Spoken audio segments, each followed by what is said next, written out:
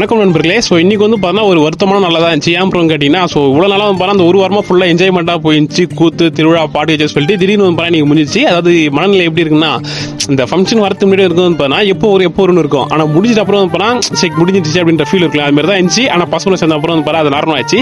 So அதுக்கப்புறம் வந்து பார்த்தா அகிலனா வீட்டுக்கு வண்டிக்கு வந்து பார்த்தா வாட்டர் வாஷ் பண்ணோன்னாரு. அப்படியே வீடியோ எடுக்குன்னு சொல்லிட்டு கூட்டிருந்தாரு. நம்மளுக்கு தான் தெரியும், நம்ம 4 வருஷமா வந்து பார்த்தா 4 வித்தியை கற்று வச்சுன்னு அப்படியே ஊரே மாற்றிருந்தோம். இருந்தாலும் சரி நம்மளுக்கு செஞ்ச வச்சு எதனா எடுத்து கொடுப்போம் சொல்ல போனால் ஃபுல்லாக எடுத்து கொடுத்தோம். ஸோ அதுக்கப்புறம் பண்ணால் ஃபுல்லாக இங்கே எடுத்து முடிச்சுட்டு வந்து பண்ணால் ஸோ அப்படியே டீ குடிச்சிட்டு போகலாம்னு சொல்லிட்டு ஒரு பிளான். என்ன அப்புறம் டீலாம் குடிக்க சொல்லி கேட்காதீங்க. எப்பயாச்சும் ரேராக ஒரு முறை தான் குடிப்பேன், ஆனால் டெய்லியும் குடிக்க மாட்டேன். சரி இப்போ அந்த கதையை கொடுங்க. இப்போ நம்ம சேனலுக்கு எல்லாம் புதுசாக வந்து நம்ம கூட செக் பண்ணி பாருங்க. பிடிச்சா மட்டும் ஸோ சப்ஸ்கிரைப் பண்ணிங்க. அதுக்கப்புறம் பண்ணால் ஃபுல்லாக ரெடி ஆகிட்டு ஸோ அவ்வளோதான் முடிஞ்சிச்சு, கிளம்ப போகிறோம். பாருங்க ஃபேஷன் பண்ணால் ஆள் அந்த ராயல் என்ஃபீல்டு கவர் தூக்கி மேலே மாட்டிருந்தான்.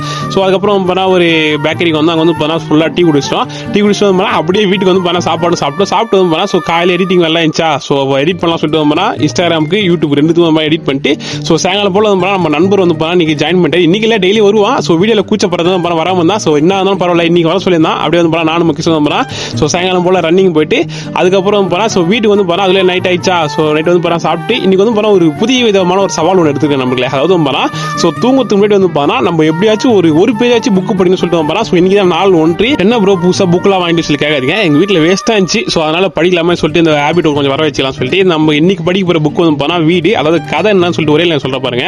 ஒரு கிராமத்தில் வந்து ஒரு பையன் அடங்காம இருக்கான். அதாவது எப்படி சொல்றது, யாருக்குமே பிடிக்காத அளவுக்கு இருக்கான். அவனை திடீர்னு வந்து ஊருக்கு அனுப்பிச்சிடறாங்க. ஊருக்கு மெட்ராஸ்னு வச்சுங்களேன். மெட்ராஸ்க்கு அனுப்பிச்சா அப்புறம் தான் அவனுக்கு தெரியுது நம்ம அந்த ஊரை எந்த அளவுக்கு மிஸ் பண்றோம் அப்படின்னு சொல்லிட்டு. அதாவது இது அந்த சொந்த ஊரை விட்டு வெளியூருக்கு போற எல்லாருமே கனெக்ட் ஆகிற ஒரு புக்கு தான். அது வந்து 20 பேஜ் தான் இருந்துச்சு. ஒரே நாளில் பச்சு முடிச்சிட்டேன்.